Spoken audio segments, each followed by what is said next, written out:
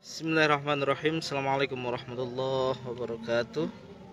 Teman-teman, inilah makam daripada Sultan Amarullah II atau bergelar Al-Watiq Billah Sultan Muhammad Amarullah bin Sultan Muhammad Kaharudin.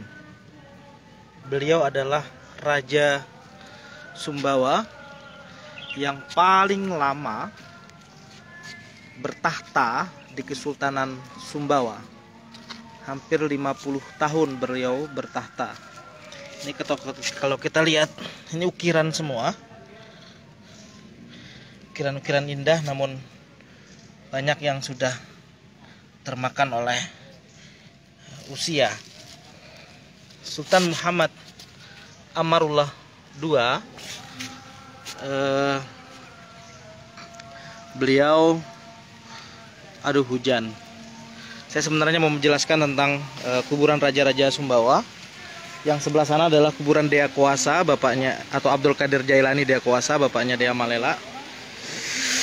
Sampai tahun 1982 masih kita bisa melihat ada batu nisan, cuma sekarang batu nisannya sudah hilang. Satu-satunya batu nisan yang diperbolehkan ada di makam ini hanyalah batu nisan dari Sultan Amarullah II.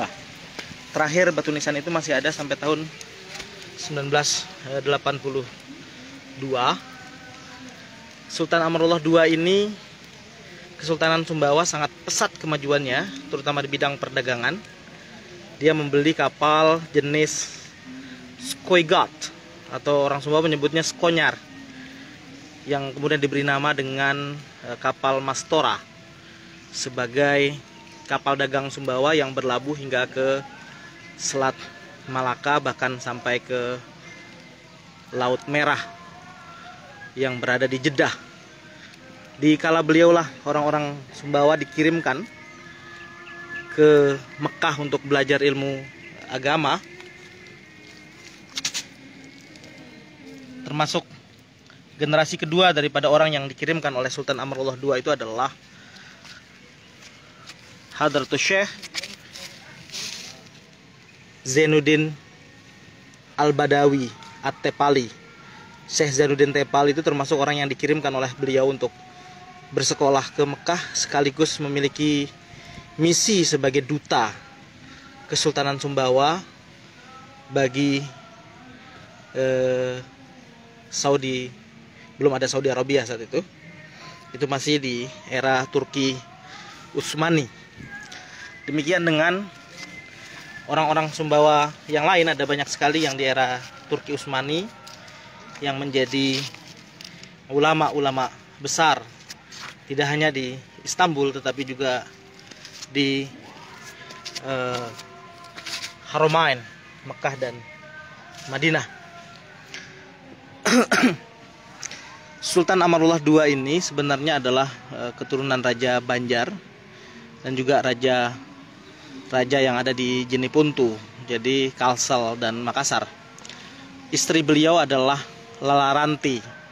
Lalaranti ini adalah putri dari Raja Bicara di Kesultanan Bima. Jadi kalau di Kesultanan Bima itu ada Perdana Menteri. Perdana Menterinya namanya, gelarnya Raja Bicara. Putri dari Raja Bicara adalah Lalaranti yang merupakan istri dari Sultan Muhammad Amarullah, yang atau disebut Amarullah II. Di era beliau terjadi kebakaran terhadap istana Gunung Galesa.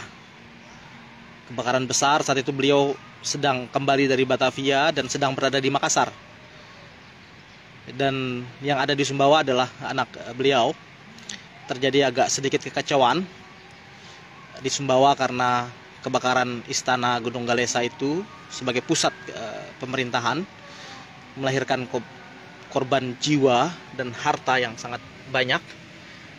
Yang untuk itulah kemudian didirikan Istana Datu Balasau, dan beliau mengubah arah daripada rumah-rumah yang diikuti oleh seluruh masyarakat Sumbawa yang sebelumnya menghadap ke barat, membelakangi timur, kemudian berubah menjadi seperti Istana Dalam Loka hari ini menghadap kepada selatan dan membelakangi utara. Di era beliau, modernisme Islam sedang berkembang di Jazirah Arab, sehingga beliau menghilangkan seluruh nama di batu nisan agar tidak kuburan dikultuskan. Tapi kecuali di makam beliau masih ada batu nisan. Teman-teman, lagi hujan, nanti kita akan melanjutkan pelajaran sejarah kita, termasuk bapak daripada Dea Malela, Abdul Qadir Jailani Dea Kuasa, itu adalah di sebelah sini. Banyak sekali orang yang datang dari Malaysia, dari Afrika, datang ke sini untuk ini makamnya Dea Kuasa, bapaknya Dea Malela. Kita akan lanjutkan wisata ziarah kita tentang masa lalu masyarakat Sumbawa. Terima kasih. Hujan besar. Teman-teman bisa melakukan ziarah ke sini di tempat berdoa, menara khusus untuk berdoa di tempat